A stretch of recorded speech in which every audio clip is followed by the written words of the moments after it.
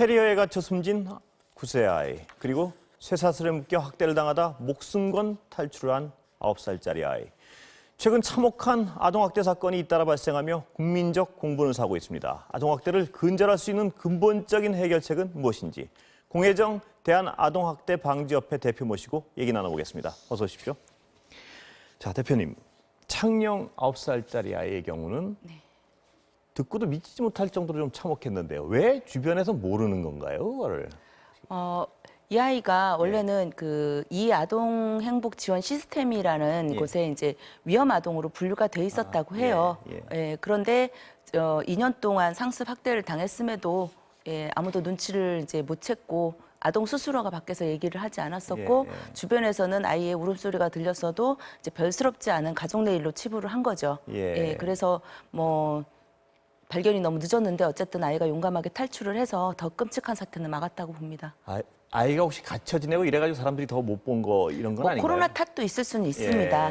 그러나 그 전에 아이가 이미 학대를 당했음에도 학교를 다니거나 밖에 생활을 했는데도 아무도 눈치를 못 챘던 거죠. 근데 위험하다고 어떤 분리돼 있었는데도 그렇게 체크가 안 되는 시스템이 없나요? 어떻습니까? 아니요. 이 아이는 이미 그 전에 위탁 가정에 있었던 아이예요. 그리고 이제 이 친모가 계부와 결혼하면서 데리고 왔고 그럼에도 이제 학대 위험이 높은 등급으로 분류가 돼 있었던 거죠. 그런데 이제 그 코로나 때문에 뭐 직접 방문은 못했다라고 얘기는 하고 있는데 아니 그 외국 같은 경우는 이런 사회적 고립이라든지 거리 두기를 할 때 가장 염두에 두는 것이 가정폭력, 아동학대, 그리고 굶주림이래. 이런 거에 대한 어떤 대책이라고 합니다. 그런데 우리는 오히려 코로나 때문에 방문하지 말으라는 지침이 들어왔던 게 외국 선진국과 이 아동학대를 대하는 자세가 너무 다른 점 아니겠는가. 그런 생각이 확연한 듭니다. 차이가 있네요. 그러니까 외국은 이렇게 고립돼 있을수록 더 가보라고. 더 직접 방문을 하도록 하고 더 이렇게 만약에 가정에서 문제가 생겼거나 학대를 당하면 신고를 하라고 굉장히 홍보를 많이 하는데 우리는 오히려 방문을 삼가라고 얘기했다는 게 참 대단히 치명적인 차이인 것 같습니다. 네네. 근데 이렇게 학대당하는 아이들이 이런 사건이 발생할 때마다 저희가 이제 궁금해하는 건 왜 그 아이들을 다시 돌려보내는지 이 부분이 가장 궁금하고 좀 가슴이 아픈데요. 이전에 발생했던 아동학대 사건에서도 많은 분들이 분노를 했던 부분이었습니다. 그런데 이게 이 아동보호 전문 기관의 업무 지침을 보면은요, 아이를 분리를 하게 될 때는 아이의 의견을 가장 먼저 최우선으로 고려를 하라고 돼 있어요. 근데 그게 이해가 되십니까? 안 되죠. 학대를 당하는 아동의 공포에 떨고 있는 아이의 의견을 더 존중을 하라는 게 이 학대 아동들의 특징 중에 하나가 소위 말하는 스톡홀름 신드롬에 시달린다고 해요. 그러니까는 이제 이 생존이 위급한 상황에서 이 가해자의 작은 친절이 이제 자신의 모든 것을 거기에 걸고 있는 거고 또 이제 사랑받고자 하는 욕심도 있기 때문에 이 아이가 하는 말을 곧이곧대로 믿으면 안 되는데요. 그죠? 더구나 우리도 믿으면 안 되지만 전문가들은 더 거기에 대해서 이 아이의 심리 상태가 지금 이렇구나 해서 분리 조사를 하고 좀 어느 정도라도 분리해서 이 아이의 그 진술을 들을 필요가 있음에도 불구하고 그것도 분리되자는 공간에서 아이한테 뭐 맞았니 뭐 이런 식으로 얘기를 했는데 그 아이가 어떻게 그러겠습니까? 스톡홀름 신드롬도 있겠지만 공포 자체도 아이가 제대로 말을 못하게 하는. 그렇죠. 그런 공포도 있을 거고요. 그리고 나서 이제 그 지침에 그 아동이 만약에 분리를 시킬 때도 아동의 의견을 굉장히 중요하게 들어야 되지만 이 아동을 분리시켰다 할지라도 아동이 원하면 집으로 돌려보내야 된다는 그런 업무 지침도 있습니다. 그래서 제가 이 아동보호 전문기관의 업무 지침을 보면서 정말 이해할 수가 없는 보통 아동들이 왜 위험한 행동을 하면 제지를 하잖아요. 그 잘못된 어떤 생각이라든지 이런 걸 하면 어른이 통제를 하거나 다른 쪽으로 해줘야 되지 않습니까? 근데 어떻게 물론 아동의 인권 중요합니다. 의견도 중요하지만 이 학대의 오랜 학대로 인해서 왜곡된 어떤 그 애착이 형성을 한 경우에는 분리를 시켜주는 게 의무적으로 당연히 분리를 해야겠군요. 아이의 의견에 상관없이 그럴 때는. 그렇죠. 그러니까 그거는 의견을 무시하거나 인권을 무시하는 게 아닙니다. 아이를 보호하고자 하는 거죠. 근데 왜 안 고쳐지나요? 그런 규정이 보시기에. 아동복지법이 버티고 있기 때문입니다. 아동복지법 제2조에 아동은 뭐 어떤 조화로운 가정 환경에서 뭐 행복하게 자라야 한다라는 조항이 딱 있어요. 예. 근데 저는 사실 그걸 보고 학대 아동을 생각한 게 아니라 시설에 있는 아이들이 어떡하지? 그러니까 그게 이제 너무 좀 속상했었어요. 예. 그런데 이제 아동 학대가 터지고 이 가정 복귀라든지 분리가 안 되는 부분에서도 그게 딱 걸리더라고요. 예. 그다음에 4조에는 국가나 지방자치단체는 아동이 분리됐을 시에 신속하게 예. 네? 신속하게 가정으로 돌려보내야 된다라고 아. 되어 있습니다. 묻지도 따지지도 않고 아. 신속하게 돌려보내야 된다라고 되어 있는데 예. 왜 그러는지는 도대체 제가 모르겠습니다. 그럼 전문가분들이 이 법을 바꿔야 된다는 말씀을 하셨을 거 아닙니까? 항상 해왔죠. 예. 근데 그런데 왜 안 고쳐지는 건가요? 그거는 법을 만드시는 분들께 여쭤봐야 될 것 같습니다. 바꾸려는 움직임도 없었습니까? 지금까지. 그러니까 저희가 끊임없이 이제 예. 이런 주장은 하고 예.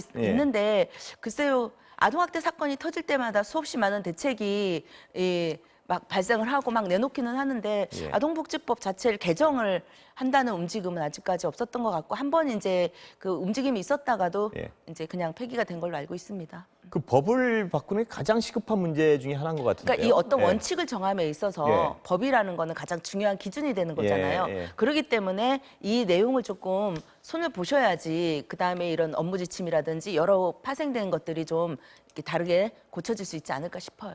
근데 제가 지금 듣기에 잘 이해가 안 되는 건 법이 설령 그렇다 치더라도요. 전문가분들이 보고 그 위험성은 상식적으로 의심할 수 있는데 왜 이렇게 돌려보내지 않으면 안 되는 상황은 아니지 않습니까? 아닙니다. 그리고 이제 법은 어쨌든 예, 가정으로 예. 신속하게 돌려보내라고 되어 있음에도 불구하고 그 우리 법에는 피해 아동 보호 명령 예. 제도가 있고요. 긴급 조치, 임시 조치 예, 이런 예. 장치들이 다 있습니다. 이 아동에 대해서 무조건 집에만 있게 하는 건 예, 아니잖아요. 그러니까 그런 제도가 있음에도 불구하고 왜 이 아이들을 분리하거나 위급하게 생각을 못했는지 더구나 천안 사건 같은 경우는 이 의심 신고가 들어오면 12시간 내지는 늦어도 72시간 이내는 현장 조사를 가야 됩니다. 예. 근데 일주일 지나서 갔어요. 멍 다 사라지고 또 그 회유 이런 경우가 끝났을 거 예. 아닙니까? 예, 그래서 그렇게 가고 또 분리도 한 장소에서 분리되지 않은 공간이 예. 분리되지 않은 집에서 했다는 자체가 아동으로부터 진실성을 끌어내기가 힘들지 않았을까? 이거는 그냥 그 업무 지침에도 있는 거예요. 왜 안 될까요? 글쎄 저는 그렇게 생각합니다. 전문성이 떨어진 거 아니겠는가. 아, 예. 예, 왜냐하면 그 아동보호 전문기관의 상담원 이직률이 굉장히 심하고 예. 그때 출동했던 상담원도 3년 미만의 경력이 짧은 분이셨다고는 해요. 그러니까 모든 것을 그 개인의 탓으로 돌리기보다는 예, 이 전문적인 이 부분 아무리 그 담뱃빌로 지진 흔적이 있는 아이 또 병원에서 여러 가지 뭔가 상흔이 있기 때문에 신고를 했을 거 아닙니까? 예. 그럼에도 불구하고 이런 식으로 안일하게 대처를 했다는 것은 좀 비판받아 마땅하고요. 예. 이런 부분에 대해서는 좀 그쪽에서 책임을 좀 지었으면 좋겠습니다. 왜냐하면 예. 이게 아동이 한 목숨이 생명이 잃은 결과를 초래했기 때문입니다. 근데 무려 제가 통계를 보니까 학대 사실이 드러나도 집으로 도로 돌려보내는 비율이 80%가 넘는다 그러더라고요. 도로 돌려보낸 게 아니고요. 학대 신고가 들어가도 원가정 보호 예, 예. 지속이라고 하는 게 82%입니다. 예. 그게 뭐냐면 때린 집에 그냥 놔두는 거. 그러니까 그래도 저희가 되는 건가요? 안 된다고 저희가 계속 얘기를 하고 있는데, 그러니까 이제 처음 학대 신고가 들어왔을 때 82%를 원가정에서 보호 지속. 그러니까 저는 이 말부터 바꿔야 된다고 예. 생각을 해요. 언뜻 보면은 앵커님처럼 원가정에 돌려보내는 거구나 이렇게 예, 생각할 예, 수 있잖아요. 이 원가정 지속 보호가 아니고 학대 가정 방치라고 얘기해야지 예. 정확한 표현이라고 저는 생각합니다. 예. 그래서 그렇게 이제 이 아동들, 그러니까 재학대가 많죠. 예. 그냥 그렇게 아동 어떤 대책 없이 집에 있기 때문에 재학대 발생률이 점점 높아가고 있는 거 아니겠습니까? 한 번 때리거나 어떤 학대한 경험이 있는 사람들이 또 그럴 가능성은 굉장히 상식적으로 많습니다. 높은 거 아니겠습니까? 그럼요. 그런데 거기다 그냥 80%를 놔둔다는 게 잘 이해가 안 되는 부분인데요. 그러니까요. 저희도 예. 이해가 안 되는 부분입니다. 물론 무조건적인 분리가 예. 능사는 아닙니다. 그러나 이 업무 지침에서 어쨌든 아이를 빨리 집에 돌려보내야 된다. 아동복지법에 빨리 보내야 된다라고 돼 있기 때문에 이 아동들을 충분하게 이렇게 보호하는 그 기간이 길지 않았던 거 아니겠는가. 또 특례법, 아동학대 범죄 특례법에도 보면 이 피해 아동들을 보호하는 게 1년을 넘기지 말아야 된다. 그래갖고 추가해갖고 최대 4년이었다. 이렇게 정말 그런 부분이 왜 기한을 둘까 했는데 요번에 개정안에서는 기한을 폐기를 했습니다. 다행스럽게. 예. 그 학대한 부모나 그 계부거나 친부모거나 학대한 사람들에 대한 그 징벌은 합리적입니까? 보시기에 대표님? 아우, 굉장히 비합리적입니다. 예. 저희가 너무 이제 왜 이렇게 학대에 대한 처벌이 이렇게 약할까? 예. 물론 이제 가정이라는 특수성도 있겠지만은 저희는 지금 이 사망 사건 같은 경우도 예. 처벌이 약하지만 더구나 이제 창녕 아동 같은 예. 경우는 과연 얼마나 나올까? 예. 지금 그게 궁금한 겁니다. 이렇게까지 중상해를 입었음에도 불구하고 예. 물론 이제 특례법 상에는 이 중상해는 아동 학대 치사 이런 경우는 뭐 5년 이상 무기징역까지 예, 갈 수 예. 있도록 되어 있는데요. 예. 이게 이제 살인으로 아동 학대를 하다가 살인으로 이렇게 기소가 됐어도 1년에서 5년 사이가 가장 많고요. 예. 사망 사건에서. 예. 예. 그리고 15년 이상이 한 건이었습니다. 2018년에는. 그런데 이 일반적인 학대 신고에서는 형사처벌이 3.3%밖에 이루어지지 않았다는 거. 그것도 벌금형이나 집행유예 뭐 주로 이런 쪽엔 형사처벌이 그렇게 이루어졌습니다. 그렇게 처벌 수위가 아주 솜방망이 같은 게 이런 일이 방치되고 재발되는데 굉장히 큰 역할을 한다고 보시겠죠? 저는 그렇게 생각을 예. 해요. 왜냐하면 죄라고 인식을 안 하거든요. 예. 이게 약하면 이걸 별게 아니구나라고 생각을 합니다. 그래서 저희는 엄벌이 예. 아동 학대를 범죄라고 인식하는데 아주 중요한 기준이 될 수도 있다. 그러니까 제발 좀 그 엄벌을 좀 해주세요. 경각심을 불러일으키게 해주세요 하고 사법부에 항상 읍소를 하고 있습니다. 예. 법을 개정해야 될 부분이 굵직한 게 몇 군데가 있군요. 지금 보니까. 그렇죠. 아동복지법부터 예. 일단은 개선을 해야 됩니다. 개정을. 자, 체벌금지 민법 개정이요. 예. 이거는 제대로 가고 있는 거죠? 아직은 안 됐죠. 예, 이거를 예. 이제 하겠다고 예. 이제 부모 체벌 금지법을 이제 내놨는데 예. 처음에 작년에 민법 915조를 그 징계권을 삭제하겠다 했을 때 뭐 나라가 들끓었었습니다. 예, 예, 예. 그러더니 이번에 또 이제 부모 체벌 금지법을 예. 제정하겠다라고 하니까 또 들끓고 있습니다. 그러니까 가장 중요한 게 그럼 어떻게 교육을 시키라는 예, 거냐? 예. 또 하나가 부모의 교육권을 왜 나라에서 예, 간섭을 예. 하느냐? 뭐 이 두 가지로 나눠져 있더라고요. 다수판 아니겠죠? 그런 의견이. 아이고 작년에는 네. 한 70%가 넘었 그렇습니까? 2017년에 조사했을 때는 70%가 넘었었고요. 요번에 조사했을 때도 한 48% 정도. 예, 예. 그 전에 비해서 몇 년 사이에 예. 상당히 줄었습니다. 그래도 예, 반대하는 사람이. 예.